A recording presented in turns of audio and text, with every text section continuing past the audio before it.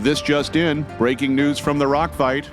In a stunning development that has rocked core outdoor enthusiasts from Midtown Manhattan to Sand Hill Road, Planet Earth, the primary shareholder, has announced its intention to divest all holdings in polyester-based outdoor brands. Sources close to the Planet report increasing frustration and complaints that the relationship had become toxic. It's not a great look for me to be associated with billions of dollars of brightly colored jackets that shed enough microfibers to choke a pod of whales, Earth said in a filing statement. It's unknown how this will affect larger markets, but it's rumored Mars is exploring a long overdue decoupling from Elon Musk.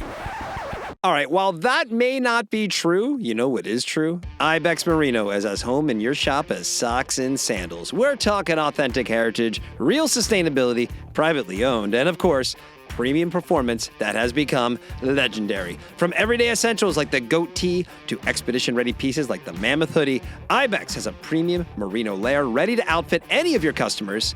Schedule some time with the Ibex team at GOA Connect in Kansas City this November. Ibex Premium Merino, not polyester. Rock fight, rock fight, rock fight, rock fight, rock fight, rock fight. Welcome to the Rock Fight, where we speak our truth, slay sacred cows, and sometimes agree to disagree. This is an outdoor podcast that aims for the head. I'm Colin True, and joining me today, they just took out a full-page ad in the Wall Street Journal to complain about the other Rock Fight podcast hosts. It's the Monday Boys, producer Dave and Eoin Comerford. What's up, guys? Yes, I think it was time, Colin, that we put you in your place. It was me. I mean, I know Schnitzbahn gets under your skin. Oh, and don't even talk to me about Shante. Oh, my gosh. I was complaining about the Monday Boys moniker, but that was a different ad. All right, today we are going to talk about Chip Wilson's Wall Street Journal ad, as well as some other headlines that come out of the outdoor industry. But first, some programming reminders. Listen, everyone, we never want you to miss an episode of The Rock Fight, so please click follow on the podcast app you're using right now. Just do it right now, and then you could press pause and do it if you need to. Just please click follow, and then come back, not to The Rock Fight, but to Gear Abbey. You should click follow on that podcast feed as well, where on Thursday you're going to get a whole new episode with host Shante Salabert, who answers all of your burning outdoor questions. Be sure to also follow Open Container and Gear Abbey. Open Container, still on hiatus, but you can check out that back catalog. We have one more new episode coming there, and then some news around Open Container coming down the pike. And Dave, you want to tell our listeners if they want to get a little more from the Rock Fight universe, what they should do? More from the Rock Fight in printed typographical form. Yeah, the newsletter. News from the front. We call it a semi-weekly. It's really more of a semi-newsletter, really. Don't really know when that's going to come out. But rockfight.co. Sign up. And for anybody who read this week's edition of News from the Front and was disappointed they couldn't actually vote in the survey and missed the fact that it was obviously a joke, it was a joke. So, No, you can still vote. Well, that's true. That doesn't They mean you were can't. You can still frantically vote. clicking their email buttons. Okay, one, two, yeah. I got Colin, two it was emails like, hey, I tried to vote, but something got screwed up. And I'm like, just read the bottom.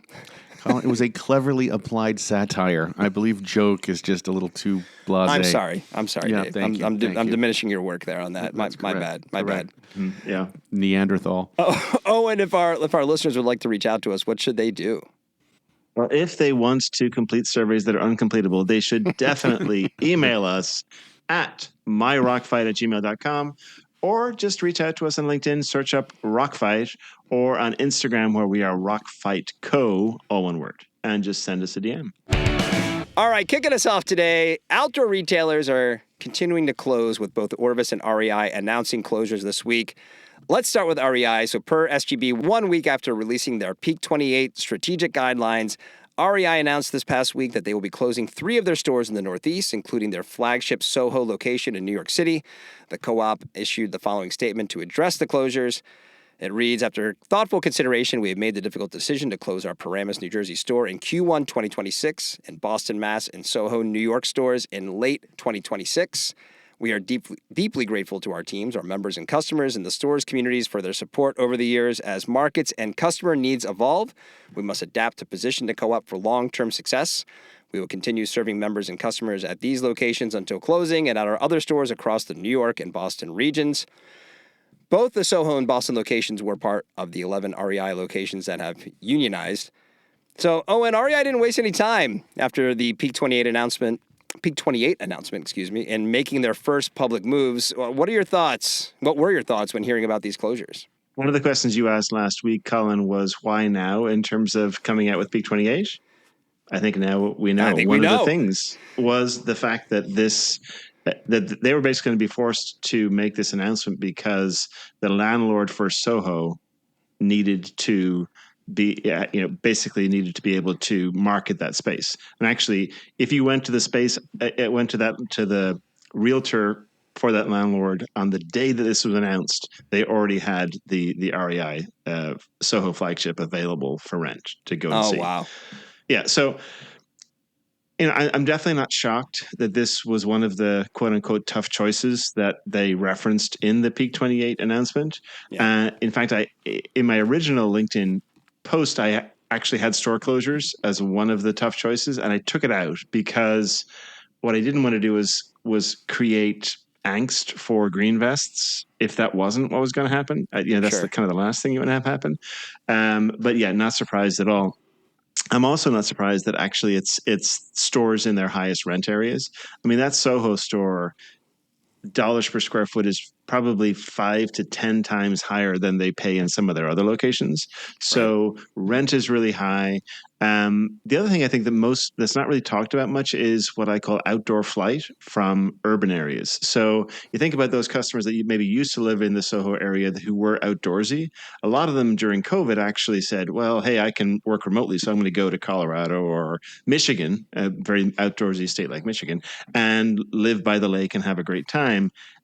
And they didn't come back post-COVID. So Right. I think a number of those aspects, diminishing outdoorsy customer base combined with increasing rent and increasing labor costs, especially in those urban markets, really undercut the financials of those stores.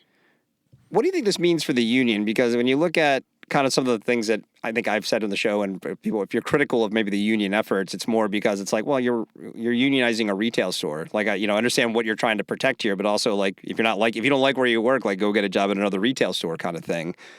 When you then lose like these two, like the Soho shop has been played a big role in the union efforts. Right. I think it was the first, wasn't it? I think it was, yeah, or one of the first at least. Right.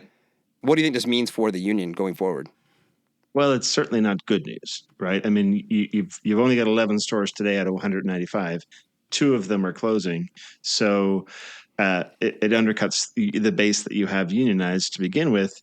I think secondarily, it potentially introduces this pall over the unionization efforts. Like, well, if we unionize, are they just going to close us? Which I'm not suggesting. Just to be clear, I'm not suggesting that was why REI closed these stores. I know that has been suggested out on Reddit and all of those other corners of the interwebs. But I actually don't think this was a union busting move. I really do think this was financially driven.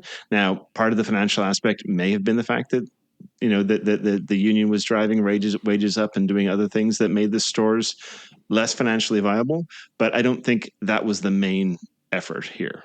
So before these closures, REI had 195 locations, and they're still open, so they still technically do have 195 locations until they close. We don't have the insider knowledge to truly predict how many more they'll close, but I doubt that this will be it.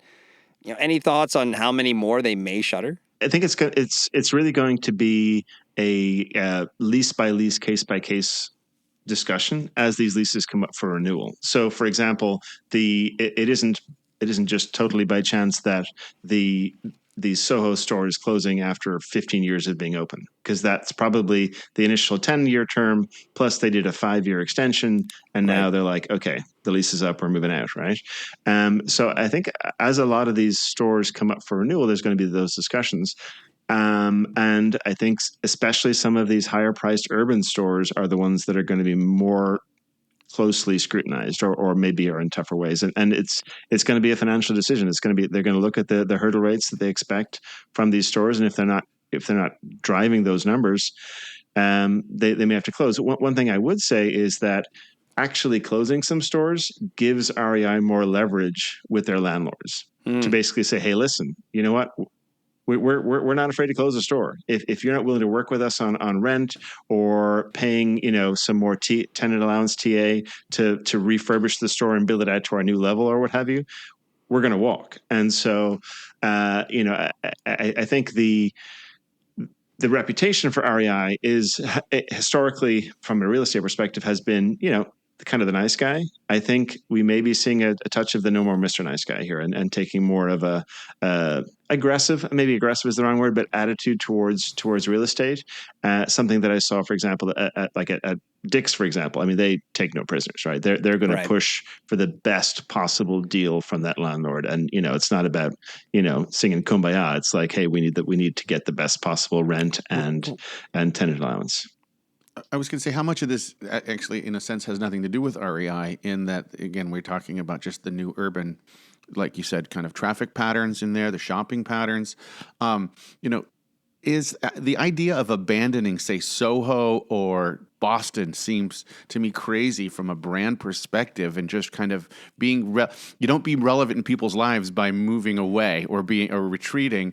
But could we see smaller footprints or pop-ups, or just a little more use of that to keep the brand in places that we know that they're viable, but maybe this big supersized model, it doesn't work? I think that's a great point, Dave, and that's actually what a number of other companies have done. It is where the suburban model is 25,000 square feet in the REI's case. Maybe they have a 10,000 square foot sort of mini model that can be in those urban areas. I totally see that as a potential way to go. And the Soho, it's a beautiful store. It's like almost a city block. I mean, this thing is amazing.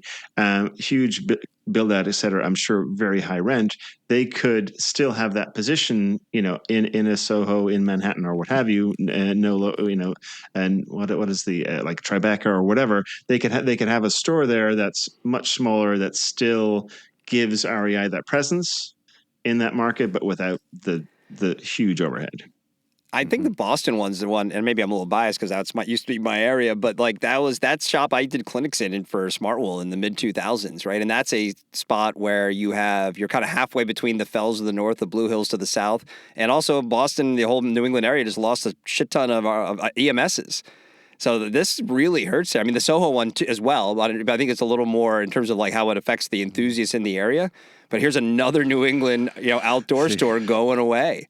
Colin, I think they didn't merchandise properly in the Boston store. You had all those green vests. Just slap some Celtics logos on them, and dude, those things will move. Big mistake. Move. Yeah. I bet you Dick's House of Sport is moving Celtics jerseys. Like, come on. This is kind of what I'm saying about the industry. You guys are like, hey, we can get Alex Honnold. Like, no, can you get Tom Brady? That's that. You're in Boston. Like, who do you think's going to show up?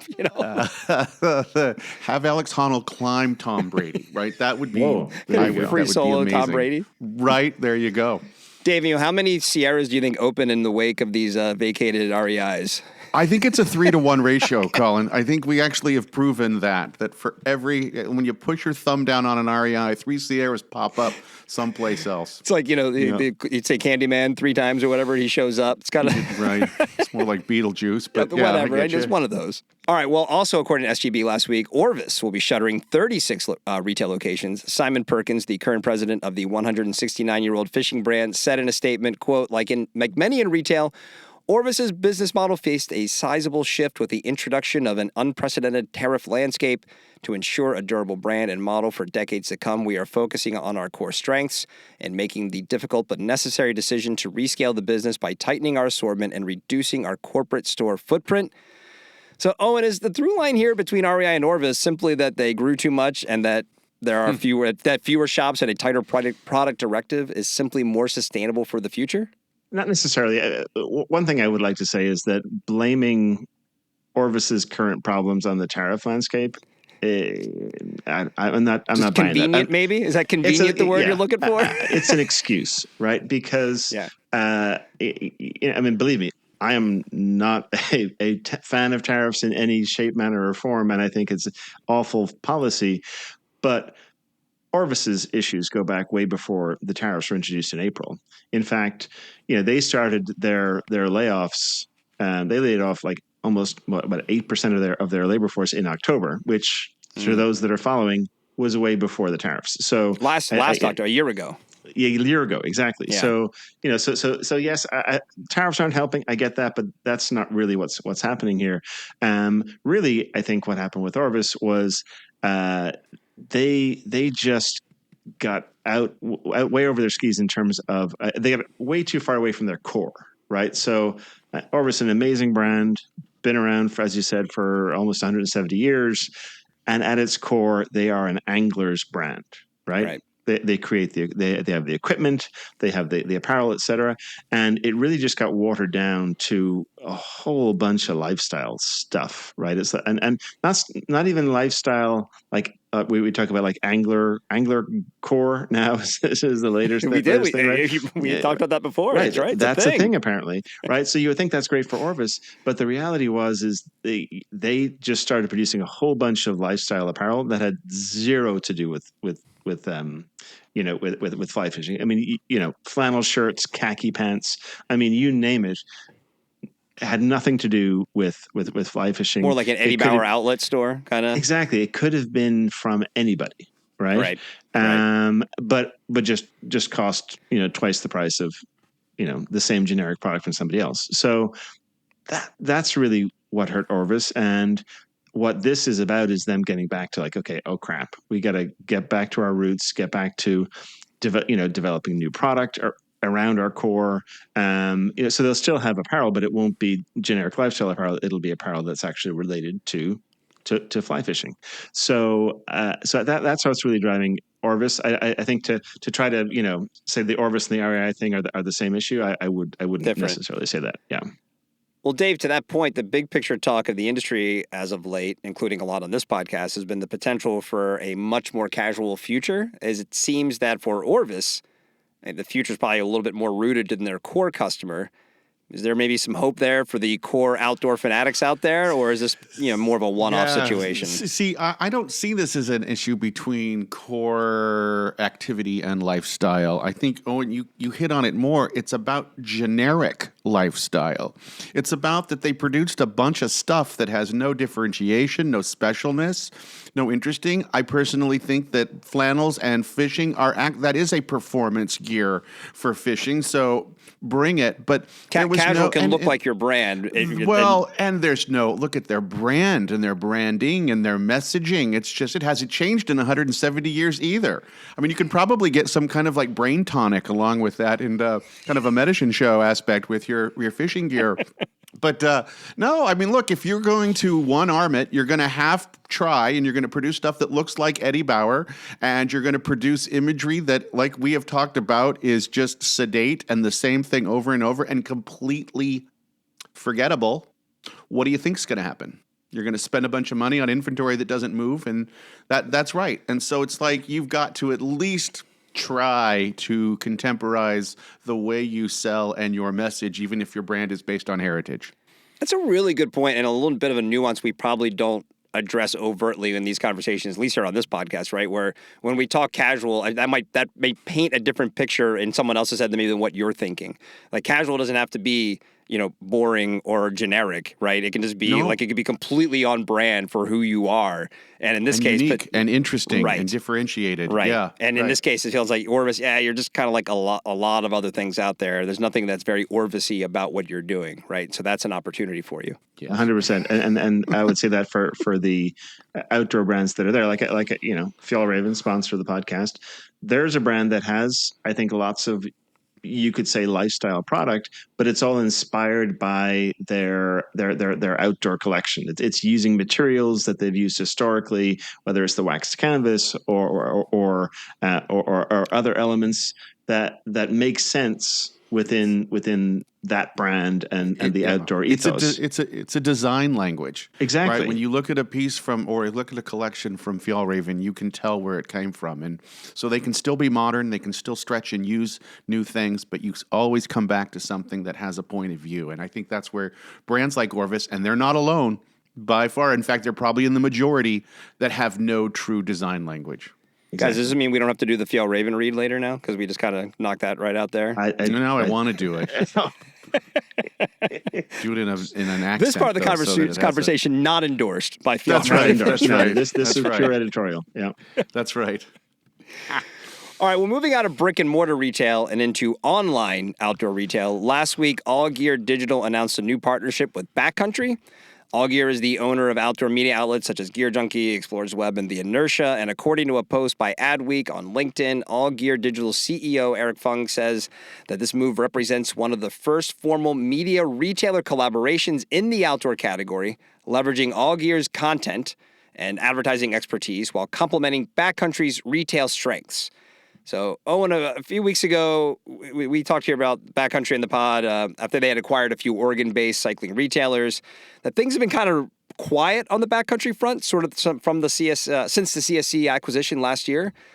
So what do you think this move means for the rebuilding online retailer? One of the things that I predicted early on with Backcountry was that they were going to go down a marketplace model. And simply because basically that's the model that CSC has used in a bunch of their other portfolio companies.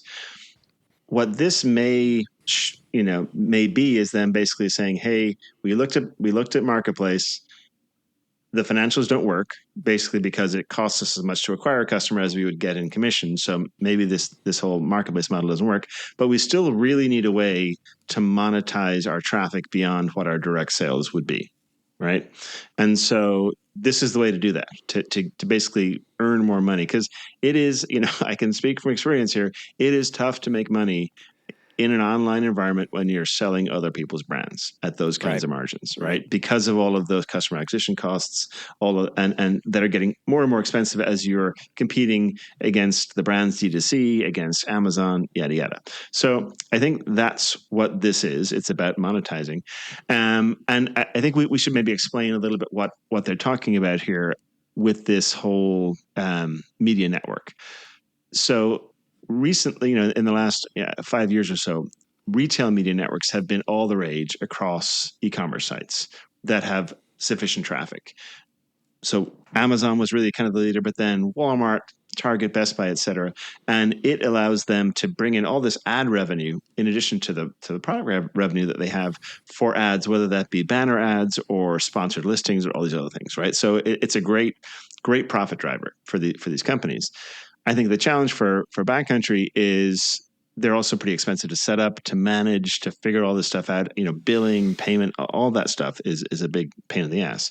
So what working with AllGear does is it lets them plug into all that without a whole bunch of cost, and it lets them plug into the advertiser network that AllGear has already created. So, you look at all those folks that are all over Gear Junkie, Toyota ads, come to Illinois, whatever, all these different ads that are on there.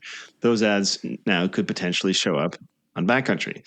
And, one of my big questions when I posted about this on LinkedIn is, okay, is this going to be an open or a closed network? And what I mean by that is, an open network means any approved advertiser could advertise on Backcountry with an ad that links away from Backcountry, which, from Backcountry's perspective has pluses and minuses. If they've got this traffic and then they end up having someone leave, that costs them potentially a sale. Or is it a closed network where basically people can only advertise on Backcountry who are already brands on Backcountry, and then when they click on the link, it links to their page on Backcountry. You follow? So what we heard from an executive at Backcountry is it's sort of a hybrid. Basically, if you're an existing brand on Backcountry, you're already paying for those placements through their co-op or their MDF fund type model. You're going to continue doing that, and it's all going to be a closed model within Backcountry because they want to use those co-op funds for you to spend money for people to buy on Backcountry. Makes sense. But then if you're not a Backcountry brand, or maybe not in the sort of those product categories, you're an auto manufacturer, let's say. Now you are part of this open model to where, you might, if you're scrolling down a search results page on Backcountry or a product page, you may see an ad for whatever, Subaru Outback. Owen, this is supposed to be retail media is like going to be $100 billion market by next year. This thing is so already around us, and it's really just like an extension of your in-store marketing programs, right? It's just now taking place online, or catalog placements, right? Buying ads in your catalog. It's just kind of bigger. But I think we're open versus closed. I think the targeting data is just way too juicy to not indulge in. And so the closed model of being able to see where people are going, popping up an ad that helps stoke that along, I think that's going to be the real play for Backcountry here. And again, using AllGear's infrastructure and kind of the already built set up the network to get them closer to that. I think that's going to be the real play for Backcountry and for brands to buy into. I saw a study about Kroger doing this on their sites a while ago, and they saw, like with a snack item, they saw like a 30% increase in sales and like a 5-to-1 ROAS improvement in a very short amount of time. So I think that just kind of leads you to where their thinking might be in terms of what the real purpose of this is to get you to that sale, probably prompted by that brand even faster within the site experience. Yeah, and How it'll much be of the- interesting. It'll be interesting to see if they do start a sponsored listings program as part of this within the closed program, to where if you search on women's fleece jackets, is Patagonia going to spend on this network outside of what they're already spending through their co-op funds to boost their jacket up to the top row? Right. So could that backfire at all? I mean, just thinking from the consumer point of view, where we're talking about like the way what people are shopping for in these, going to a backcountry or whatever, and the experience of the shopping for it, and the options you have to buy all of the same stuff online in other places. I'm on the record in this podcast. The Gear Junkie, the AllGear model of how they roll out their ads is not a pleasant experience on their websites. I would happily give them that feedback if they want to come on the show and talk about it. Their websites are not an enjoyable experience, right? Colin, I just want to say, anything though that we're bringing up a grocery store chain or whose model is like CNET and Best Buy, like it doesn't give me a whole lot of hope for the consumer experience. So that's what I'm getting at, right? Like while you guys were chatting, I just popped onto Backcountry. I immediately got 2 pop-ups. Do you want 20% off? I clicked no. Hey, do you want 15% off? I clicked no. The experience already, and I don't know if this is already happening with AllGear, not great. And you're talking about things where if I'm going to Backcountry, things I'm going to go to Backcountry to shop for, I know that I have lots of options to go find somewhere else that maybe I'm going to enjoy that experience a little bit more, versus like a Kroger or a grocery store where it's like, this is a necessity. I'll just kind of, I'll get my Advil and get it delivered or whatever it is that I'm doing on that website. So is that I feel like that should be a real consideration here, how this gets rolled out to the people you want to attract to your site. A lot of talk here about how it's going to work, but what about the people who you need to bring in and actually click purchase? Yeah, well, I think that's a great point, which is if these ads do click away from Backcountry, I think it's important where you put them. So it's one thing, for example, like if you put an ad on your homepage, which I doubt that they would do, but that's like, oh, yikes. Okay. You could lose somebody right at the beginning of the purchase process versus, let's say, on the thank you page, they've already bought from you and now you're going to get an ad. Okay. You bought from, you bought the product. Hey, now let's try to sell you some gear insurance or whatever. Right. So I think that will be a consideration. Also, just the ads themselves, and are they? Do they make the site look adsy, or are they more in line with the overall? Are they intrusive or are they passive? Right? Yeah. And then I think the big question for me is like let's say if you go down the sponsored listings route, is are you undermining the kind of the expert element of the brand's credibility with the consumer by basically saying, hey, listen, we're not going to serve you what we think is the best product that fits this need that you search for. No, yeah. we're going to serve you these sponsored listings first. So yeah, right. It could be tricky. I think we could just all agree that the romance of the outdoor retailer is alive and well in 2025 based on that conversation. Right. Well, hey, you got to make a buck, Colin. All right, it's time for the lightning round, guys. Lightning round. And we're starting the lightning round with water bottles, as SGB reported this week that Helen of Troy, owner of brands like Osprey and Hydro Flask, incurred double-digit losses in its fiscal second quarter, with most of that loss being attributed to Hydro Flask. Oh, and how much of this for Hydro Flask was poor strategy, or how much of this is just the tired water bottle category? That is a great question. There's definitely been. Yes. Thank you. And cut. Oh my gosh. So There's definitely been poor strategy, as we've talked about on this pod, from Hydro Flask. You know, the prior CEO or whatever talking in excited terms about the fact that they were going to be in Costco and in Target and all these other things, and then major backlash from your existing specialty retailers who got you here, basically saying, "Oh, well, that's cool. We love that for you, but we're basically just not going to order your product anymore." And oh, by the way, one of the major reasons why they said that their sales were off so much in this last quarter was because they weren't getting replan orders from their retailers. So none of this is shocking. I think the question becomes, though, is sort of which came first, chicken or the egg? In other words, like, was it the overall slowdown in the category, or, you know, shifting tastes going from Hydro Flask to the next hot thing, which at the time was Stanley, and that drove sales down, and then they got a little bit desperate and went after Costco and Target. So I think it's more that piece of it, but it all, you know, kind of rolls together into not a great place for Hydro Flask to be right now. Newsflash, okay? Like, water bottles, they are a trend-driven commodity accessory. If you are not playing to trends, if you are not making yourself contemporary and modern and new and interesting, you are going to fall off the shelf and become a price point item. And that's what they have done. And so all of those other self-inflicted wounds just accelerate this. But, you know, sometimes, I mean, if you go to all of their channels and their site, and, you know, yes, a lot of people holding a Hydro Flask that holds liquid. We got that. We are so clear that's what you do. So maybe we spend more time creating things that are interesting or entertaining or take me along with a storytelling. But if I see just one more hand holding a flask that water goes into, I mean, it's like, goodness gracious. This isn't hard. The fact that Stanley came around is not because their branding or story was so unique. It was just a new story. And then there will be a new story that comes around, and they will make the same mistakes, and they will think color is going to save them for everything, and it's not. You're a fashion brand. Good for you. You have great colors. That's exactly what I expect from you. But give me more, please. And that's been the Rock Fight Lightning Round. Okay.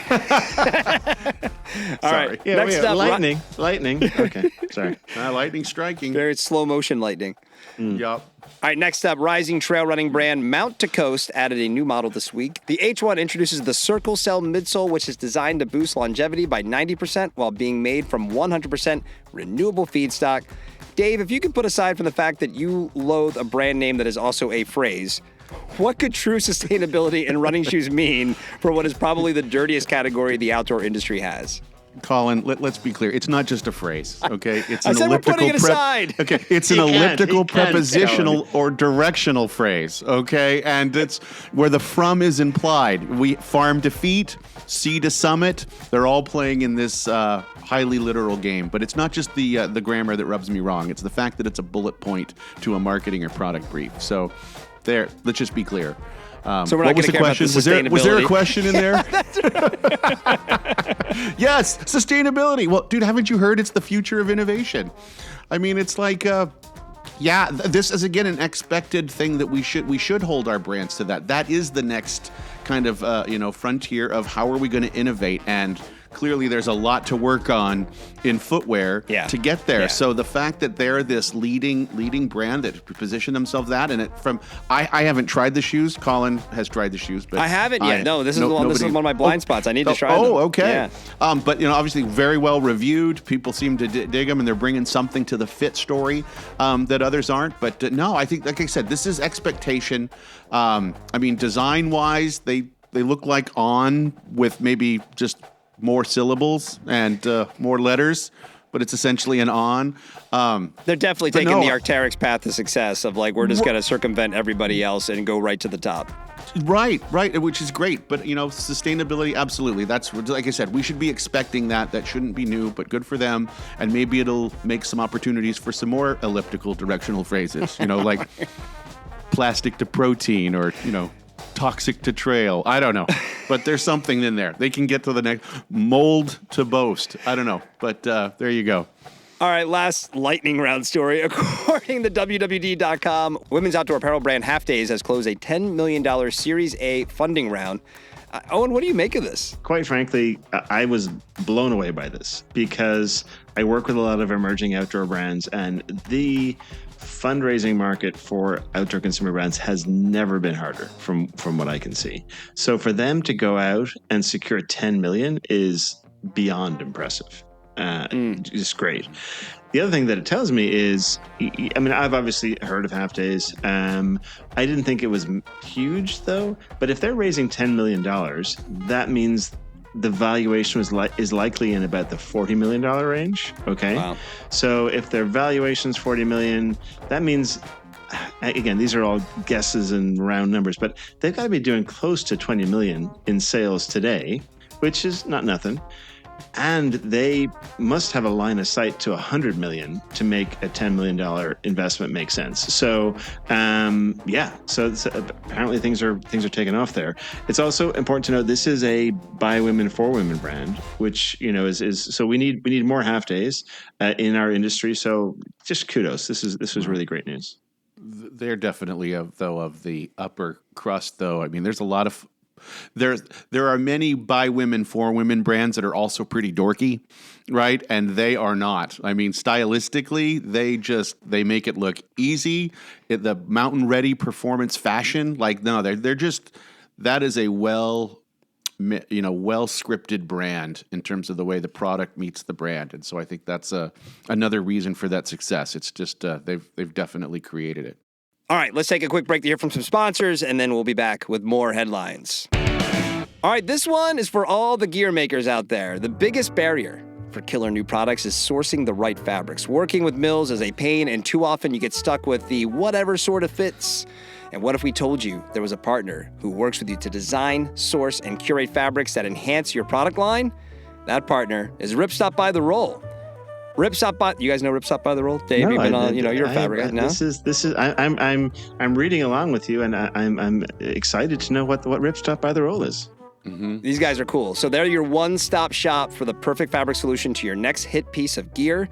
These guys handle the headaches and will work with you to develop or find the right solution from yarn to finished fabric to fit your design. They have the application experts and production partners that make your job easy. From cottage companies on garage-grown gear to eight-figure brands at REI, they've been around, they know what they're doing. Ripstop by the Roll simply wants to help you build the best products. If you're looking to source globally, done. You want to find something domestically? They got you. If you're ready to learn more, you head to ripstopbytheroll.com to connect today. And just so that we're clear, they have more than just Ripstop. Oh no, he forgot to mention that. It's only Ripstop. That's all they have. That's right. That's all they have. It. That's right. It's one little square. Well, okay. All right. Cool. Doesn't rip though. It doesn't. No, it does not. It can rip, but then it stops. Exactly. Ripstop fleece, right? They have a ripstop membrane. So, right? No, you got it. This is interesting. Okay, cool. Hey guys, winter's unpredictable, right? Mild one week, freezing the next. I grew up in the mid-Atlantic. Every inch of snow was exciting until it melted into a soupy mess. And to make things worse, it would refreeze. You slip across it while you're walking across the driveway. Oh, and you know what I'm talking about. You live in Michigan. I don't need to tell you. 100%. And when that happens, going outside becomes its own adventure, including choosing what to wear. That's why people have trusted Fjällräven jackets for more than 50 years. Born and tested in Sweden, they're made to handle everything from everyday cold to true Arctic extremes. The philosophy is simple, guys. Build outerwear that performs, protects, and lasts. From the Keb Gore-Tex jacket to the Expedition pack-down hoodie, you'll find something to suit the winter conditions you know are on the way for your neck of the woods. And hey, retailers, if you want to see the best winter jackets you should be carrying in your shop, schedule an appointment with Fjällräven at GOA Connect in Kansas City this November. The rest of you, just head to fjällräven.com. And don't fall down on your icy driveway. Don't do that. Yeah. All right, lastly today, the Rock Fight today presented by Lems and Adventure is calling. Are you ready to answer? No, Colin. They're gonna ghost you. Don't let them call. All right, moving on. No, coming early November, Lems is dropping a bold new lineup of minimalist boots and trail shoes built to go wherever the season takes you. You got to meet your new trail companions here. You got the Trail Thrasher, the Trailblazer Mid. Each of them engineered with tough, full rubber outsoles for serious grip and designed with an urban edge. They're made to move seamlessly from rugged backcountry treks to city streets. Hey, Colin, can I interrupt you for a second? Of course. In the current era of Gen Y terminology, should we really be calling something the Trailblazer Mid? I mean, it's just like that's a great point. It's the Trailblazer meh. right? Mid should Trailblazers probably be are men. eradicated from footwear terminology at this point. Exactly. Well, wouldn't that be the Trailblazer meh? That's what I'm not saying. the mid. Yeah, Exactly, That's what but mid Trailblazers are means, men. right? But it's that's not. It's an amazing shoe, but it's saddled with a meh name. I'm just Owen, I saying. hate to do this to you, but for someone who just cited Gen Y, maybe the mid-meh conversation should be a little bit over there. That doesn't make him wrong, though, because my kids say mid all the time. That's mid. And they're basically saying your shoe is crummy. You're right. Yeah, I'll use You're it. right. So what are we going to call it? The Trailblazer Slightly not higher. quite as high as the low? Yes, exactly. That is exactly right. Okay. Yes, okay. Okay. I see that. Well, the Trail Thrasher and the Trailblazer Not Too High Bro are just two of the many styles hitting the Lems lineup soon. Just the latest additions to the lineup of best fitting shoes you've ever worn. And hey, retailers, to you, if you want to go see the Lems team, you can see them at GOA's Discovery Marketplace at the Connect Show in Kansas City this November.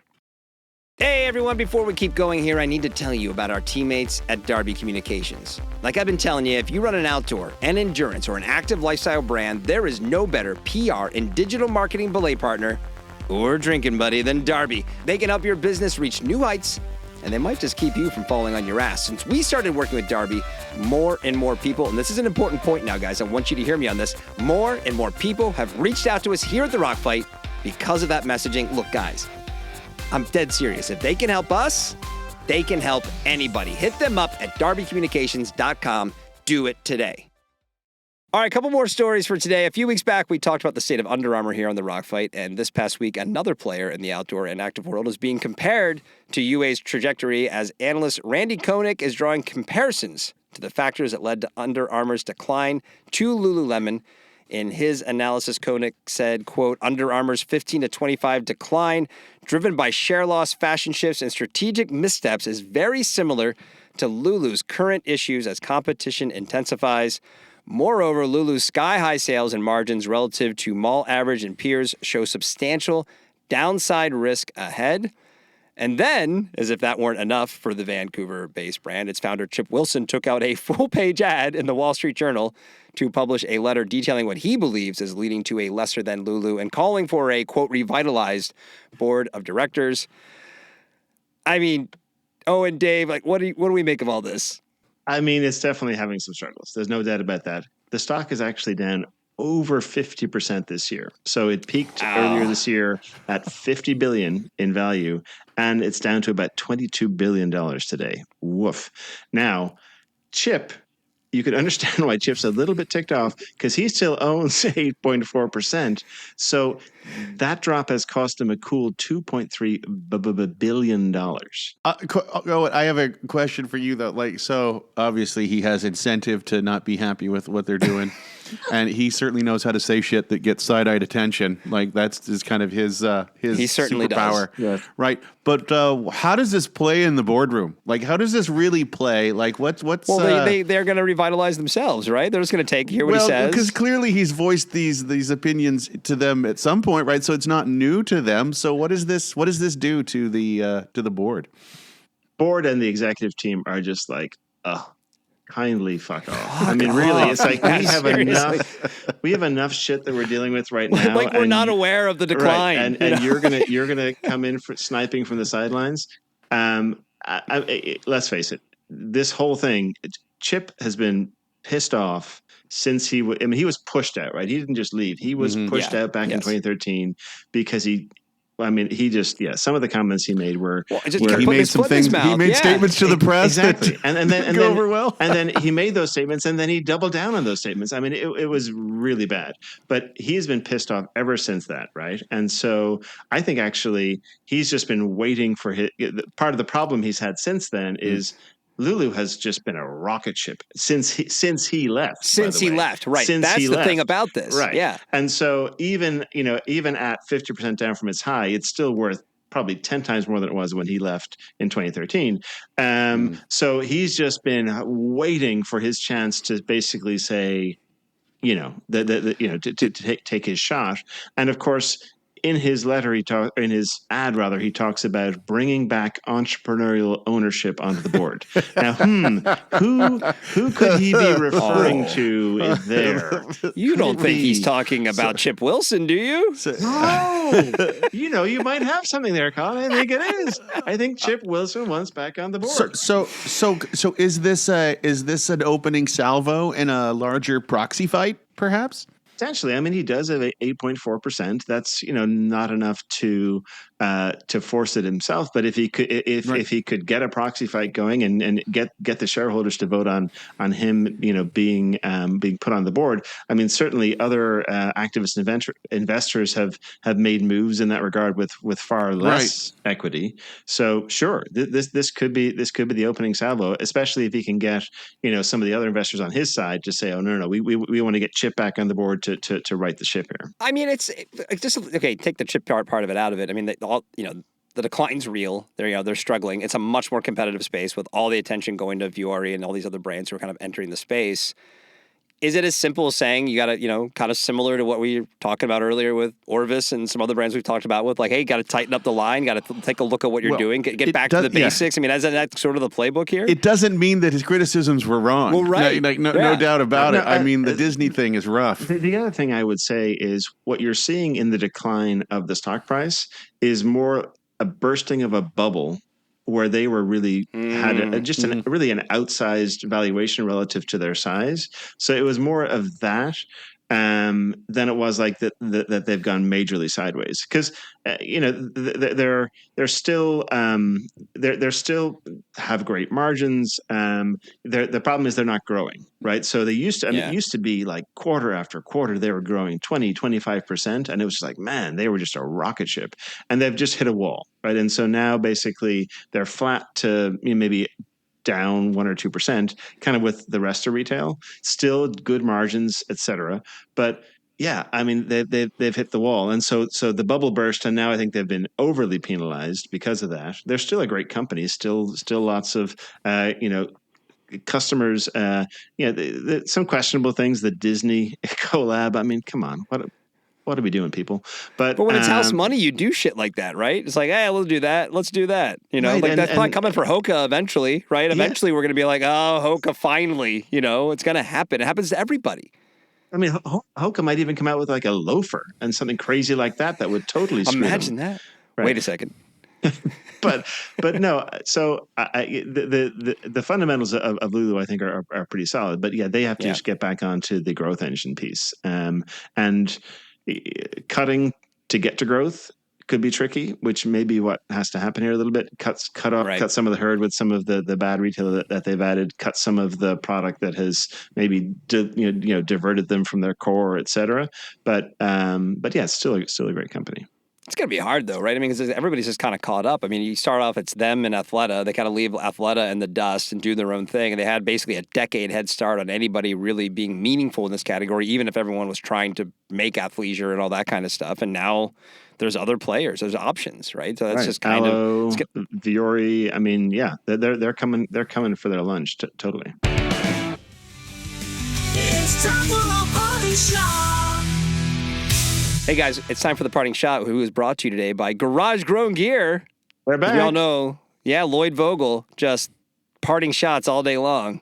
He will just not. Yeah, I mean, come on, Lloyd. Just the most angry man. Give it a day to where I don't have to hear about Lloyd fucking Vogel. You can't keep that overexposure going if you don't have parting shots. So. He's like, you know what? I want to be at the end of the podcast now to make sure the people who stick around really get some more Lloyd in their lives. That's what he was saying. Solid. Okay. Right. So are these Lloyd's words, or Lloyd is just sponsoring this, and these are still Colin's words? These are Colin's words that Garage Grown is sponsoring. I wonder. Colin, the answer to that was yes. Is Lloyd and Garage Grown, are they interchangeable at this point? Are they the same? Is can you separate the Garage Grown from the Lloyd? The cult of personality. Garage Grown Lloyd. Mm-hmm. Yeah. Maybe that's what it is. Maybe Garage Grown Lloyd is the way to go. GGL. It's a clone shop. He's just growing other Lloyds in his garage. That's right. Yes. That's exactly right. That is, maybe that's why the skin is so smooth. Mm-hmm. Oh my God! Well, that's Trader Lloyd. He's trading other Lloyds. So that Lloyd that we saw at GOA Discovery last year wasn't actually original Lloyd. That was clone number 3, probably. That was Reno Lloyd. Yeah. Reno Lloyd. Okay. Gotcha. Yeah. He has them all. Whenever there's an outdoor event, he has one stationed. Gotcha. Okay. By the way, I think the intro now for the parting shot's longer than my actual parting shot today. It's a pretty short one. Yeah, that's okay. That's, This is a quick one. It's for people who are bummed about maybe the changing retail landscape in the outdoor industry. I thought of this when I saw a headline this week. I thought I would share it because last week, hockey retail powerhouse Pure Hockey announced they are acquiring Bar Down Hockey in Overland Park, Kansas.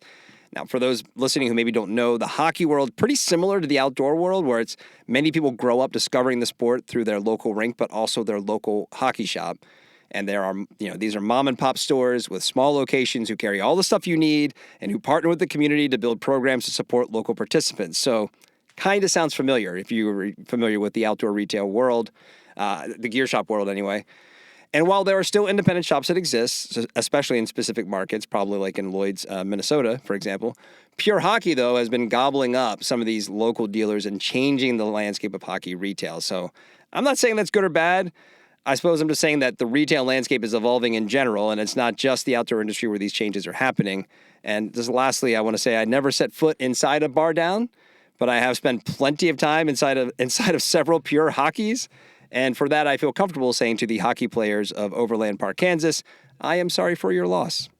Because I'm sure it's not quite as good an experience as your local Bar Down was. So that's my parting shot.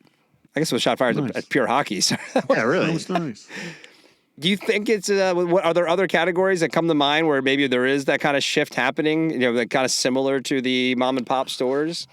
Well, it's all mom and pop. Like you just described a hockey shop as an outdoor shop. Was the soccer shop growing up? Was the tennis shop growing up? They all had people's names. Was the Run specialty shop they all had people's names to them. I had Seibel's racket shop or Tercey's soccer supply. Like it was kind of always that combo. And they're now taken over by the regionals. Yeah. In my world, my Seibel's racket shop got taken over. Now it's Players, and there are multiple Players locations. Things like that. Team Sports so has been a major roll up on Team Sports. I forget what the company is that's buying all of them up, but all the team. Same thing. Yeah. Yeah. Yeah. It makes me think of, you mentioned Runo and like there's definitely opinions about people who had local run shops. And then if it gets taken over specifically by like Fleet Feet. Right. There's a lot. I'm sure we're going to hear a lot about that at the running event this year. By the way, we're going to the running event, everyone listening. So more of that to come. So we'll be there. But this will get cut, so they won't hear That's it. True. That's right. This probably will get cut. But I mean, there are pluses and minuses here. One of the things that these roll-up companies do is they are offering an exit for these independent specialty retailers that have been in the industry for 30 years. Their kids don't want to take over the store, and it's a way for them to have a retirement. So there's pluses and minuses here. For sure. So, all right, guys, that's the show for today. We want your emails. Send them to myrockfight@gmail.com. The Rock Fight's a production of Rock Fight LLC. And today's episode produced by producer Dave with art direction provided by Sarah Gensert. For Eoin Comerford, I'm Colin True. Thank you for listening. And here to take us out like he always does is Krista Makes with the Rock Fight song. We'll see you next time, Rock Fighters. Rock